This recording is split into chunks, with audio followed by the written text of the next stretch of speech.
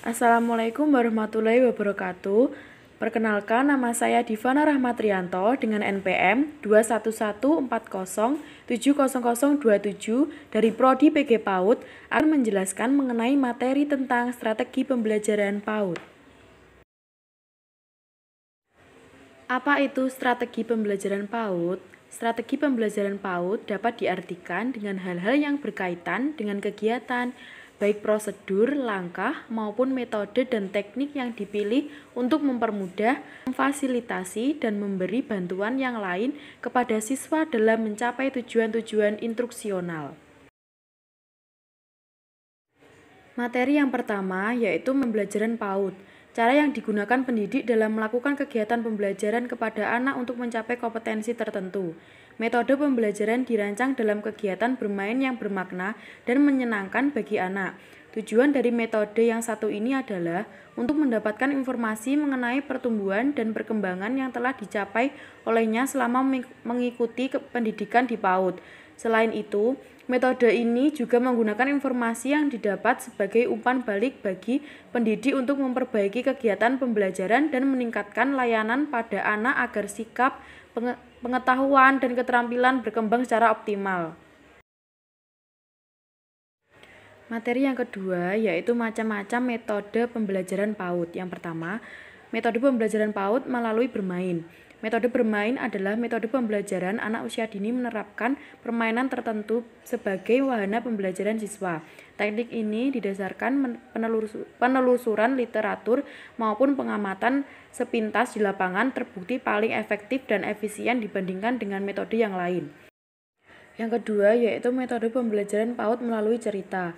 Metode cerita adalah metode pembelajaran anak usia dini yang menggunakan teknik guru bercerita tentang suatu legenda, dongeng, mitos, atau suatu kisah yang di dalamnya diselipkan pesan-pesan moral atau intelektual tertentu.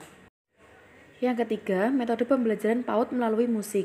Metode menyanyi adalah metode pembelajaran anak usia dini yang menggunakan media nyanyian sebagai wahana belajar anak.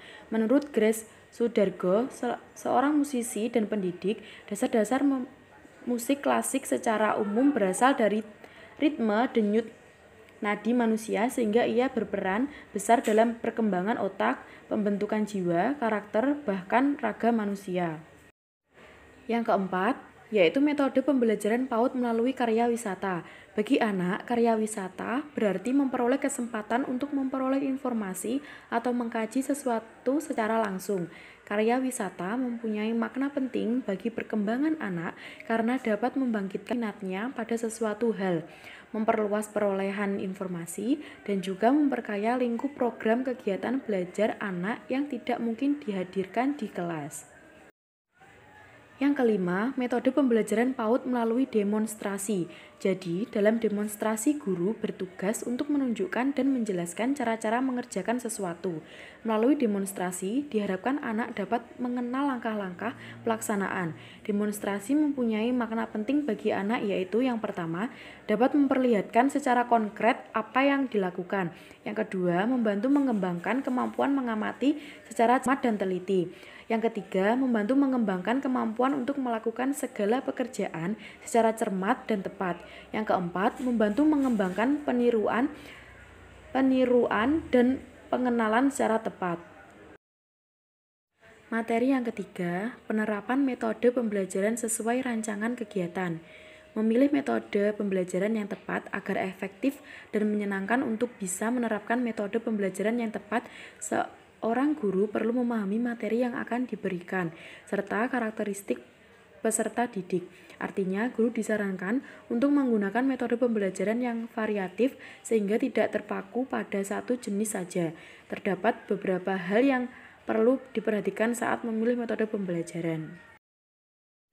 Yang pertama, pahami materi yang ingin dijelaskan. Dengan mengetahui materi yang disampaikan secara mendalam, guru dapat mengetahui jenis metode pembelajaran yang dirasa paling sesuai untuk menjelaskan materi tersebut. Yang kedua, tentukan tujuan pembelajaran. Mengetahui tujuan pembelajaran adalah hal utama untuk dapat mengetahui metode pembelajaran yang tepat. Apakah tujuan pembelajaran hanya sebatas agar siswa dapat menguasai materi tertentu, atau terdapat tujuan lain seperti penguasaan penguasaan soft skill tertentu yang diharapkan untuk turut muncul melalui kegiatan belajar mengajar. Yang ketiga, pahami karakteristik siswa. Mengetahui karakteristik siswa adalah salah satu tanggung jawab setiap pendidik. Mengenal kelebihan dan kekurangan mereka dapat membantu menentukan pendekatan yang harus diambil saat mengajar. Yang keempat, pilih alternatif metode pembelajaran yang sesuai dengan materi dan karakteristik dominan. Tentu, setiap siswa memiliki karakteristik yang berbeda. Jika mengetahui karakteristik dominan yang ada, setidaknya guru dapat menerapkan metode pembelajaran yang diharapkan dapat diterima oleh lebih banyak siswa. Yang kelima, dalam satu kali pertemuan, terapkan beberapa metode pembelajaran. Mengacu pada poin sebelumnya, bisa jadi dalam satu kali kegiatan belajar mengajar, guru dapat langsung kombinasikan beberapa metode pembelajaran sekaligus. Misalnya, setelah memberikan gambaran umum tentang suatu materi atau metode ceramah, selanjutnya memberikan peragaan metode demonstrasi dan siswa diminta untuk melakukan percobaan secara mandiri di rumah atau metode eksperimen. Yang keenam, perhatikan respon siswa. Ketika memberikan pengajaran, guru dituntut untuk peka terhadap respon siswa.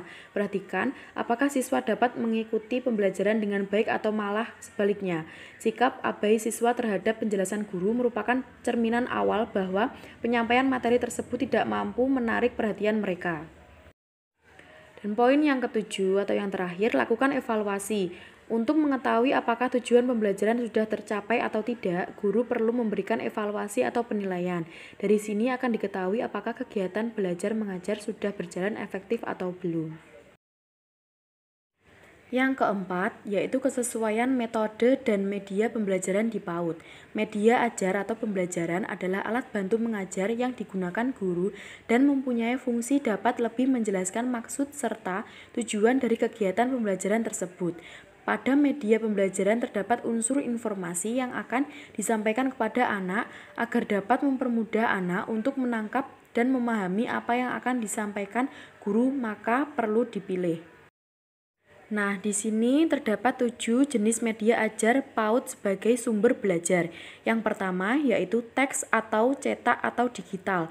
Misalnya buku teks, buku paket, artikel, puisi, berita, majalah, buku cerita, komik, dan sebagainya.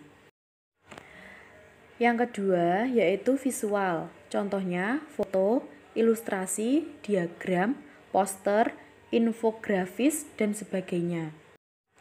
Yang ketiga, audio. Contohnya bunyi, musik, dialog, ceramah, podcast, dan sebagainya. Yang keempat yaitu gestural, contoh teater, drama, pementasan tari, pembacaan puisi, dan sebagainya. Biasanya gestural mencakup komponen audio dan visual. Yang kelima yaitu video.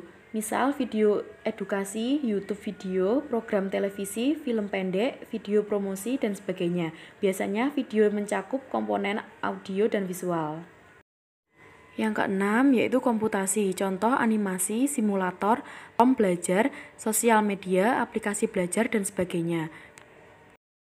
Dan yang terakhir, objek nyata atau lingkungan, contoh model 3 dimensi, lingkungan sekitar, objek alam, tempat publik, serta masyarakat.